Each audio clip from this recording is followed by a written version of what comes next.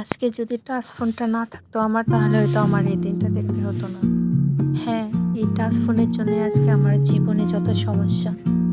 হয়তো ভাবতে পারেন যে এটা আবার কিসের কথা, টাচ ফোনে আবার মানুষের সমস্যা হয় কিভাবে।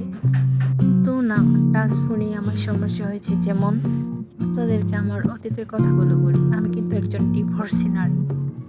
হ্যাঁ, আমি ডিভোর্সি নারী। তাতে কি হয়েছে? ডিভোর্সি নারীর মানে কি খারাপ, নাকি একজন ডিভোর্সি নারীর কপালটাই খারাপ? সময়টা ছিল এমন যে আমি যদি মেট্রিক পাস করি তাহলে আমাকে টাচ ফোন কিনে দিতে হবে। আর হ্যাঁ, আমার বাবা মাকে আমি রাজিও করে ফেলেছি যে আমি ভালো রেজাল্ট নিয়ে যদি পাস করতে পারি তাহলে কিন্তু আমাকে টাচ ফোন কিনে দিতে হবে, নয়তো কিন্তু আমি পড়ালেখা ভালোভাবে করবো না, দেন রেজাল্ট ভালো আসবে না আমার। তো তারা বলেছিল যে হ্যাঁ, যদি তুমি ভালোভাবে পরীক্ষা দিতে পারো, ভালো ফল নিয়ে পাস করতে পারো, যদি প্লাস পাও তাহলে তোমাকে ফোন কিনে দেবো, মানে টাচ ফোন কিনে দেবে। আর সময়টা ছিল এরকম যে টাচ ফোনের অনেক চাহিদা, অনেক সম্মান, মানে অনেক রকম। আমরা একটুও, যেমন ধরেন 5-6 বছর আগের কথাই বলি, তখন কিন্তু এত অ্যাভেলেবেল টাচ ফোন ছিল না। তো একদিন কি হলো, আমার রেজাল্ট আসলো, মাশাআল্লাহ আমি এ প্লাস পেলাম এসএসসিতে। গোল্ডেন এ প্লাস পাইনি, জাস্ট এ প্লাস পেলাম। তো রেজাল্ট তো মাশাআল্লাহ ভালোই। তো সেই সুবাদে আমি মা বাবাকে বললাম আমি প্লাস পেয়ে পাস করেছি, এবার আমার ফোন চাই চাই চাই। আর তারাও খুশি হয়েছে যেহেতু আমি প্লাস পেয়েছি একটা সম্মানের। তো তারা আমাকে ফোন কিনে দিল।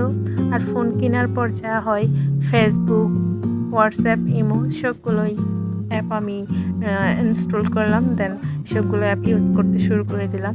আর সবগুলো অ্যাপের ভিতরে ফেসবুক যেটা মেসেঞ্জার, সেটা তো মানে কোনো কিছু বলার অপেক্ষায় থাকে না।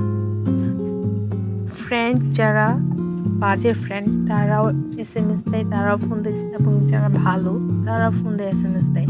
আর আমি হচ্ছে একটা অবিবাহিত মহিলা, মানে অবিবাহিত মেয়ে। তো সেই ক্ষেত্রে আমার আবেগ বিবেক কোনো কিছু তো ভালোভাবে কাজ করে না। বিবেকের থেকে কিন্তু আবেগটা বেশি কাজ করে।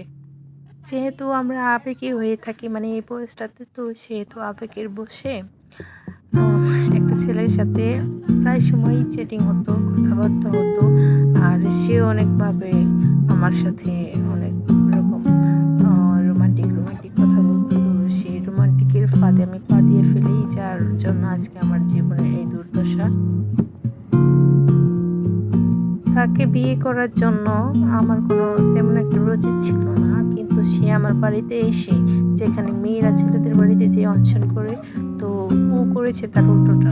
ও আমার ঠিকানা, অ্যাড্রেস সব কিছু নিয়েছিল। আমি আসলে বুঝতে পারিনি যে ও আমার বাসায় এসে ও আমার বাবা মার সাথে এরকমভাবে মানে পটিয়ে পাঠিয়ে যাই হোক আমাকে বিয়ে করবে। এক মুহূর্তের জন্য মনে হয়েছিল যে সে এরকম কিছু করতে পারবে না। তো আমি আমার অ্যাড্রেসটা মানে তার কথায় ভুলে দিয়ে দিয়েছিলাম।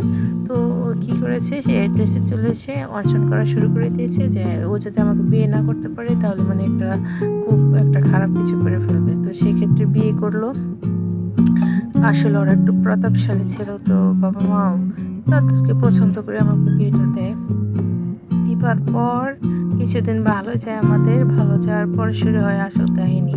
ফেসবুক, সে তো ফেসবুকে অ্যাক্টিভ থাকে সবসময়, আর মেসেঞ্জারে নানান রকমের মেয়েদের সাথে চ্যাটিং করে কথা বলো। তো একটা সময় বিয়ে করে, মানে সে বিয়েই করে ফেলে, অন্য একটা মেয়েকে বিয়ে করে আমার ঘরে নিয়ে আসে। আর ঘরে নিয়ে এসে আল্লাহ গজব শুরু হয়ে যায়।